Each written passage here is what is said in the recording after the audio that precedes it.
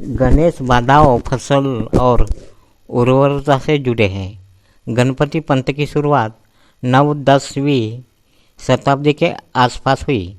मौर्य गोसावी 13-14वीं शताब्दी ने महाराष्ट्र में पुणे के पास चिंचवड में एक गणेश मंदिर स्थापित किया। नाना तरह से उसके चमत्कार बताकर वह मंदिर प्रसिद्ध व लोकप्रिय किया गया। गणेश थर्व शीर्षम नामक गणेश उपनिषद 19वीं शताब्दी 1816 की शुरुआत में चित्पावन ब्राह्मणों की रचना है। वास्तव में महाराष्ट्र ने गणपति के कई भक्त निर्माण किए जिन्होंने गणेश पंथ में फंसाने और प्रचारित करने में मदद की। गणपति उत्सव के दौरान तिलक सहित चित्पावन ब्राह्मणों ने किसान बहुजनों को गुलाम बनाने की साजिश रची। तिलक को फिर से पेशवाई चाहिए थी। महात्मा फुले के द्वारा शिव जयंती को मनाने के खिलाफ तिलक ने गणेशों की शुरुआत की, क्योंकि बहुजन किसान भारी मात्रा में जाग रहे थे। विवाह वगैरह सभी प्रकार के कार्य ब्राह्मणों को छोड़कर खुद करने लगे थे। ब्राह्मणों को मानना छोड़ दिया था। 1893 में पहले ही गणेशोत्सव में एक नाटक द्वारा मुसलमानों को अपमानित करके हिंदू मुस्लिम दंगे किए गए और हिंदू मुस्लिम नफरत तब से पनपती रही जो आज तक कायम है। इसलिए तिलक दंगे का जनक बन गया। गणेशोत्सव को आम लोगों द्वारा प्रतिक्रिया बहुत कम मिलने से छत्रपति शिवाजी महाराज इन्हें तिलक ने अपना सर्वांगीण हेतु को सफल बनाने के लिए दूसरा प्रतीक बनाया और ब्राह्मण उनका गुरु था। शिवाजी महाराज गो ब्राह्मण प्रतिपादक थे वगैरह बहुत कुछ बताने लगे और एक साथ ब्रिटिश विरोधी, मुस्लिम विरोधी और बहुजन समाज सुधार विरोधी कार्य करने लगे और ऊपर से अपने अपेक्षित व्यापक कार्य करने आधार देने के लिए लोगों से धन जुटाने का अभियान चलाया। 5वीं शताब्दी ईस्वी से बौद्धों के महायान पंथ की तंत्र शाखा में विनायक की यात्रा 13वीं शताब्दी से महाराष्ट्र में हुई। काम, क्रोध, लोभ, वासना, मद और ईर्ष्या इन 6 भावनाओं को षड्रिपु शत्रु कहा जाता है। ध्यान की प्रक्रिया में ये षड्रिपु, जिन्हें बुद्ध मार कहा जाता है, परेशान करते हैं। इसे मिटाने के लिए विघ्नहर्ता विनायक की छवि बनाई गई। बाद में विनायक के ब्राह्मणीकरण के बाद उनका अवतार हुआ और उन्हें असुरों का संहारक कहा गया। ब्राह्मण गणेश ने दंबासुर, मदासुर, लोवासुर, क्रोधासुर और मायाकर कामासुर को हराया। जब इन समानताओं का एहसास होता है तो पूरी तस्वीर स्पष्ट हो जाती है। विनायक की छवि मन में मार नामक बुरी भावनाओं का चित्रण करके बनाई गई थी। चित्र का अर्थ या भावार्थ समझे बिना केवल चित्र की पूजा करने से यह स्पष्ट हो जाता है कि आज वह कितना विकृत हो गया है।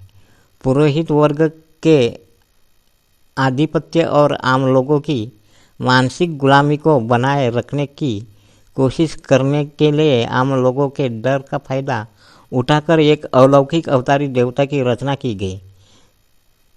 लेख इसलिए प्रकाशित किया गया है ताकि आम जनता सत्य को जान सके और अष्टांगिक मार्ग के माध्यम से दुखों से मुक्ति के लिए प्रयास कर सके। बौद्धों ने अपनी 22 प्रतिज्ञाओं के अनुसार यह प्रतिज्ञा ली है कि वे ब्रह्मा, विष्णु, महेश, गौरी, गणपति को देवता नहीं मानेंगे। उन्हें इसका ईमानदारी से पालन करना चाहिए। यह हमेशा याद रखना चाहिए कि पूर्वजों का पाखंड अगली पीढ़ी में परंपरा में बदल जाता है। आज ऐसा ही हुआ है। पुणे में गणपति बिताकर 10 दिन तक सभा सम्मेलन को संबोधित किया। बिठाए गए गणपति की फेरी 10वें दिन निकाली। गणपति का दर्शन सभी के लिए खुला रखा गया था। मौके का भरपूर फायदा उठाते हुए एक दलित ने मूर्ति के दर्शन करने के क्रम में उसे छुई डाला। गणपति अपवित्र हो गए कहते हुए सभी प्रकार के ब्राह्मणों में भयंकर खलबली मच गई। सभी तिलक को गरियाते हुए कहने लगे कि देखा, गणपति को सार्वजनिक किया तो इस प्रकार धर्म डूब गया। कौन ब्राह्मण इस मूर्ति को अपने घर में रखेगा। तब तक फेरी पुणे के बाहर और मुलामुठा नदी तक आ चुकी थी। तब आराम से तिलक ने कहा, चिल्लाते क्यों हो, चुप रहो, मैं अपना धर्म डूबने कैसा दूंगा। धर्म को डुबाने की अपेक्षा इस अपवित्र गणपति मूर्ति को ही हम डुबा देते हैं। और इस प्रकार गणपति को डुबा दिया गया और तभी से 10 दिन तक अछूतों द्वारा अपवित्र की गई गणपति की मूर्ति प्रत्येक वर्ष डुबा दिया जाता है, जिसे कलम कसाई कहते विसर्जन। ऐसी हकीकत तिलक ब्राह्मणों की होने के बावजूद देश हित के लिए समाज का जातिवाद खत्म करके भाईचारा बनाए रखने के लिए वगैरह वगैरह फालतू तिलक गणपति की प्रशंसा कहते हैं और पढ़ाते भी है, जो वास्तव में एक मिथ है, झूठ है, असत्य है। अपवित्र गणपति की मूर्ति नदी में डुबाने के बावजूद भी चितवान ब्राह्मणों ने तिलक को छोड़ा नहीं है। जातीय बहिष्कार करके सोने की योनि देने का दंड दिया और जाति के लिए माटी खाने वाले तिलक को मजबूरी से देना पड़ा। जो तिलक के लड़की को ही एक भी पसंद नहीं आया था, उसके बाद भी उस तिलक के घर परिवार से नफरत करना चित्पावन ब्राह्मणों ने शुरू ही रखा था। बाल गंगाधर तिलक का वह पुत्र बाबा साहेब का कार्यकर्ता था। एक दिन उसने खुदकुशी ही कर डाली। तब बाबा साहेब आम्बेडकर को बहुत दुख हुआ था। एक जानकारी के अनुसार भाऊ रंगारी ने तिलक के 2 साल पहले यानी 1892 में गणेशोत्सव की शुरुआत की है। उसके बाद तिलक ने 1894 में गणेशोत्सव शुरू किया, ऐसा कहना भी है रंगारी के रिश्तेदार का। परंतु सभी अभ्यासकर्ता का कहना है कि फूले के कार्य के खिलाफ 1893 में तिलक ने गणेशोत्सव शुरू किया है और यही बात सत्य है।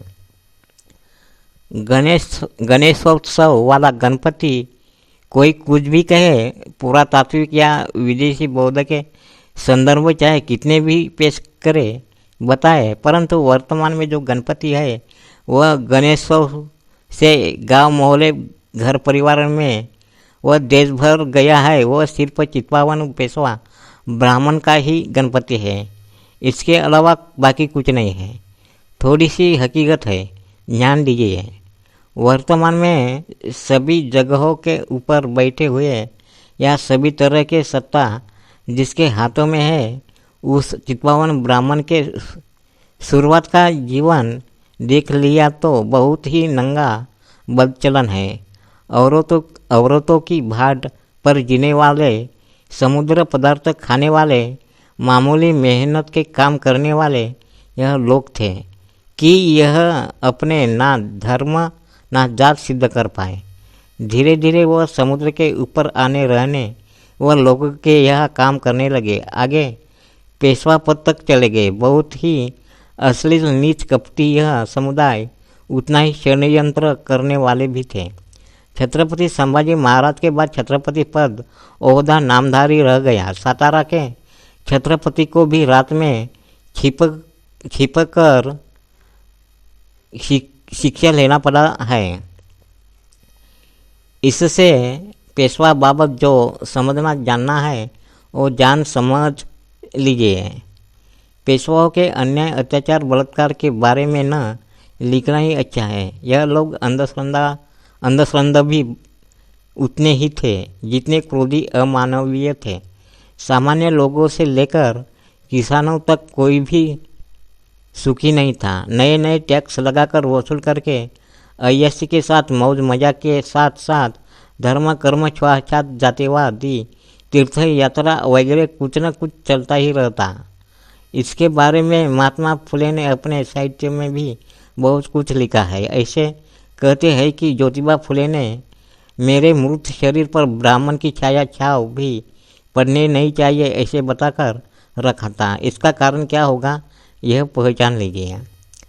ऐसे पेशवा के वाड़ा महल में एक मार गणपत नामक युवक वाड़ा की सुरक्षा या देखभाल करने के लिए नौकर था।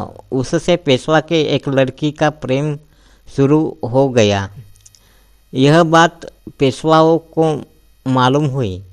एक किताब में बताया गया है, उसके अनुसार एक रात में उस गणपत महार को खत्म किया गया, परंतु वह गणपत महार भूत हो गया। हमारे पूर्व विदर्भ में ऐसे कुंवारे मरने वाले को मुंजा कहते हैं और महार का मुंजा सबसे ताकतवर रहता है, क्योंकि अन्य जाति के मुंजा को ढोर के खांडरी यानी बैल गाय के मांस के टुकड़े दिखाकर भगा सकते हैं, लेकिन महार तो यह चीज़ें खुद खाकर हजम करते थे, तो इसका उन्हें डर रहता नहीं था। तो हम भी मुंजा की जगह किताब के अनुसार भूत कहते हैं और इस तरह गणपत भूत बनकर पेशवाओं को रात रात भर सोने नहीं देता था।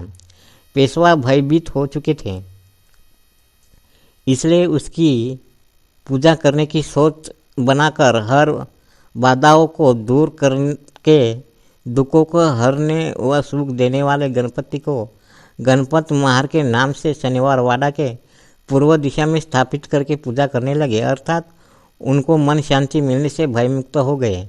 इस तरह एक गणपत महार के नाम का गणपति पेशवाओं का कुल परिवार का दैवत बन गया। धीरे धीरे वह मन्नत पूरी करने लगा, नवस को पावन होने लगा।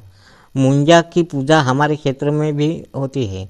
व्यक्ति परिवार के अतिरिक्त अन्य जाति तक के लोग उसको पूछते हैं। ऐसे ही उस क्षेत्र में गणपति के बारे में हुआ। पेशवाओं ने गणपति के अन्य नाम के साथ साथ गणपत महार का भी नाम जोड़कर पूजा आरती करने लगे ऐसे लगता है, क्योंकि गणेशाय नमः के तरह उसके साथ गणपतये नमः भी सुनने के लिए मिलता है। बाल गंगाधर तिलक बहुत हठी क्रोधी षड्यंत्र पेशवा था, इसलिए इसके गुट को जहालवादी कहते हैं। आज के भाषा में आतंकवादी उसका अर्थ होता है। शाहू छत्रपति महाराज पर उसने 6 बार बम डालने का प्रयास किया था ऐसे अभ्यासक कहते हैं। ऐसे कहते हैं कि मृत्यु के समय पर एक व्यक्ति उसको मिलने आया, तब एकदम उठकर बैठते हुए तिलक ने पूछा कि पेशवाओं की सत्ता अब फिर से आएगी क्या।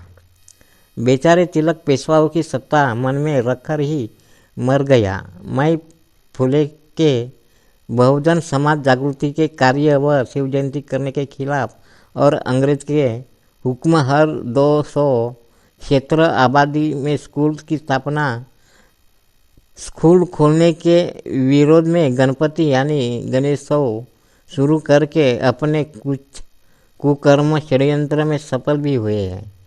गणेशोत्सव से तभी बर्बाद हुए हैं, वर्तमान में भी बर्बाद लोग हो रहे हैं। हर साल विसर्जन करते वक्त सैकड़ों जन मरते हैं। बेरोजगार रहकर आर्थिक स्थिति का भी विनाश करते हैं। स्कूल शिक्षण प्रशिक्षण बर्बाद होता है। दारू नशा में लोग मरते हैं। सर्व तरह से पर्यावरण प्रदूषण होता है। जल जमीन जंगल की दुर्दशा होती है। हमारे पूर्व विदर्भ में शिवलिंग का कोई महत्व नहीं। ज़्यादा से ज़्यादा मंदिर के बाहर रखे गए पिन के पास दिया रखेंगे।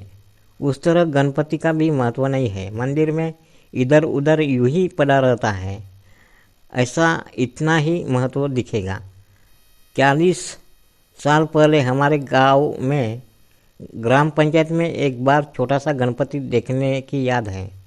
हमारे क्षेत्र में तहसीलों में बड़े राजनीतिक लोग गणपति उत्सव करते थे तो कोई एक दो जन देखने जाते थे। वर्तमान में वहाँ भी उतना जलवा नहीं रहा है। 20-25 वर्ष से आरएसएस के संपर्क में आने के बाद विशेषतः ओबीसी युवाओं ने गणपति उत्सव शुरू किया है। कुछ अंधश्रद्धा वाले लोग गणपति के सामने इच्छा व्यक्त किया कि मुझे पोतिया ही है, मुझे पोता हुआ तो अपने घर में तुम्हें स्थापित करके पूजा करूंगी कहने वाली आजी को इत्तेफाक से पोता हुआ हो तो वैसे घर में भी गणेशोत्सव के दौरान कुछ दिन के लिए गणपति स्थापित करना शुरू करने वाले भी अपवाद स्वरूप ही सही, परंतु कुछ ऐसे मन्नत पूर्ण होने के बाद कुछ 2-4 परिवार भी मिलते हैं जो सार्वजनिक गणपति से घरेलू गणपति बनाए बैठे हैं। कितनी विचित्र बात है। तिलक ने घरेलू अपने गणपति को सार्वजनिक बनाया और हमारे क्षेत्र में कुछ लोग सार्वजनिक गणपति को नवस करके इच्छा पूर्ण होने पर घरेलू गणपति बना दिया है। हमारे गांव में तिलक के तरह ही एक जन ने घरेलू अपने इच्छापूर्ति गणपति को सार्वजनिक गणपति बनाया है। पहले वर्ष में उसके ही मोहल्ले में विरोध होने से हमारे मोहल्ले में छोटे छोटे नासमझ बच्चों को मूर्ख बनाकर सार्वजनिक गणपति बिठाने लगा है। इसमें कुछ बौद्ध बच्चे भी हैं, परंतु वह बड़े होने के कारण समझने लगने से इस साल पूर्वी की तरह कोई रोशनाई सहभागिता नहीं है। इतनी अच्छी बात है कि हमारे क्षेत्र में अब तक किसी भी बौद्ध ने अपने घर में गणपति को नहीं स्थापित किया है। हमारे क्षेत्र के लोक भाषा में गणपति से कुछ वाक्य प्रकार में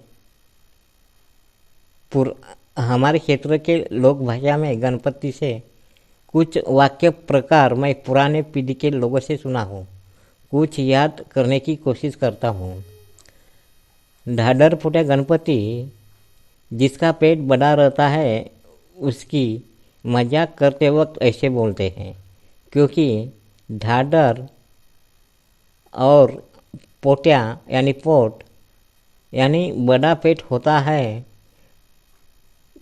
उसे ढाढर पोट्या कहते हैं। गण्या का मतलब मूर्ख, गण्या बनाना यानी मूर्ख बनाना, गण्या समझना यानी मूर्ख समझना।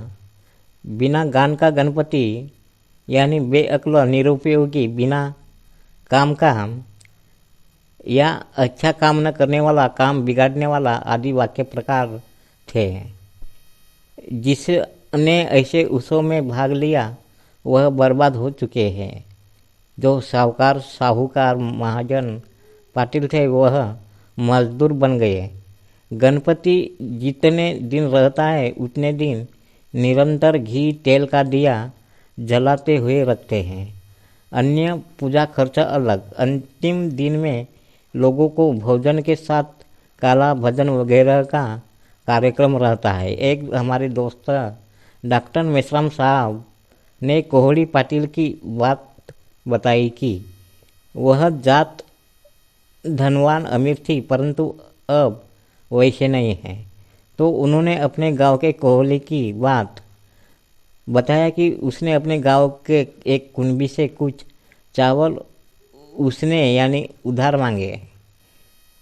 कुनबी ने बताया कि मैं देता हूँ तुम्हारे खाने के लिए, परंतु गणेशोत्सव के दिन लोगों को इस चावल का भोजन नहीं खिलाना चाहिए। उस कोहली ने कहा कि नहीं, मैं तो अपने को खाने के लिए मांग रहा हूँ। उस कुनबी ने भरोसा करके तंदूर दिया और आखिर अंतिम दिन को आदत से खराब उस कोहली ने गणेशोत्सव का भोजन लोगों को दे दिया। जिसे खाने के लिए भी अनाज की समस्या है, वो भी कैसे कैसे तरीके से लोगों से अनाज मांगकर खाना लोगों को खिलाने में खुशी मानता है। सच कहते हैं कि धर्म की नशा अपूत दारू की नशा से भी भयंकर खराब बुरी है। ऐसी अवस्था अपनी मत कर बनाए। वे ही डॉक्टर मेश्राम ने एक बात बताई थी। वह बीएसपी के कार्यकर्ता है। उनके गांव में अपने बौद्ध लड़कों ने अपने ही समाज के चबूतरे पर जहाँ बाबा साहेब बुद्ध की तस्वीर रखकर झंडा फहराया जाता था, वहाँ पर ही गणेशोत्सव मूर्ति रखकर शुरू किया था। वैसे यह डॉक्टर साहब मूल से उस गांव के रहने वाले न होकर भी अब वहाँ के निवासी हो चुके, वह बात अलग है, परंतु उन्होंने उस गणेशोत्सव का विरोध किया। कुछ अपने बसपा के कार्यकर्ता को बुलाया और सभी ने उस गणेशोत्सव वाले को समझाया कि यह हमारे बुद्ध बाबा साहब का, हमारे समाज का स्थान है। भले तुम भी बौद्ध होंगे, लेकिन बाबा साहब ने गणपति पूजने का विरोध किया है, तो तुम बाबा साहब के खिलाफ जाकर उनको यहाँ रखकर कार्यक्रम किया जाता है।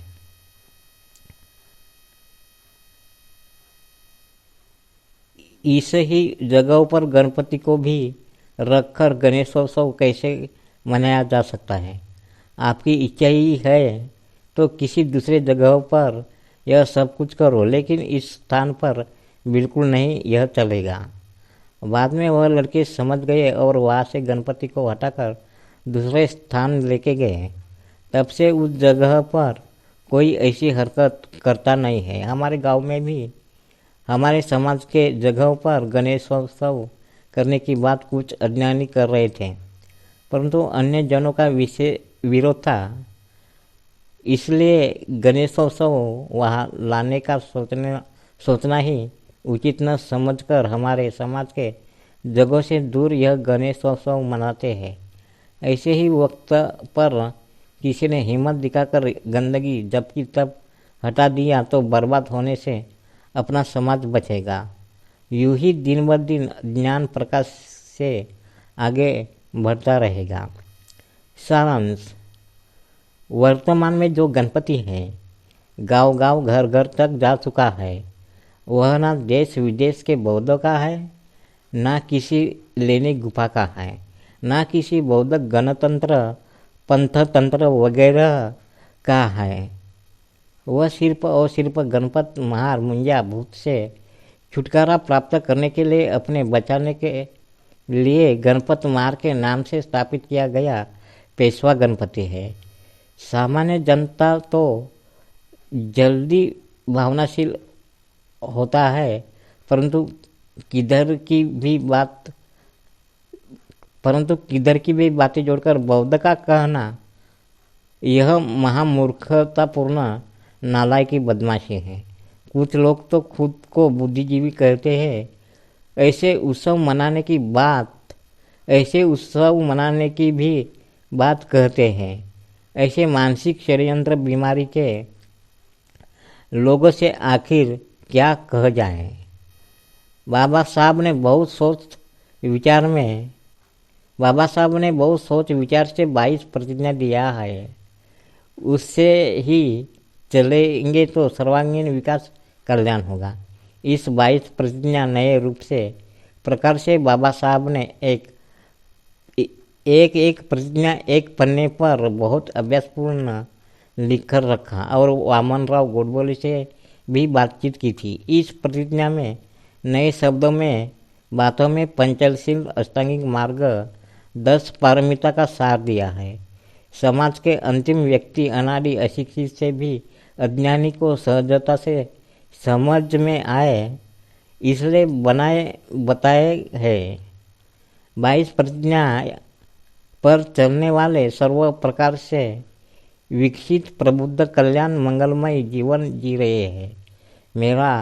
यह मेरा अनुभव है और इसलिए मैं मजाक में बौद्ध के अतिरिक्त अन्य व्यक्तिजनों को भी कहता हूँ कि भले बौद्ध बनाने की इच्छा नहीं हो तो मत बनिए, लेकिन हो सके उतना 22 प्रतिज्ञा का पालन करेंगे तो आपका भी उतना विकास कल्याण ही जरूर हो जाएगा। हार्दिक धन्यवाद। तो लाइक कीजिए, शेयर कीजिए, सब्सक्राइब कीजिए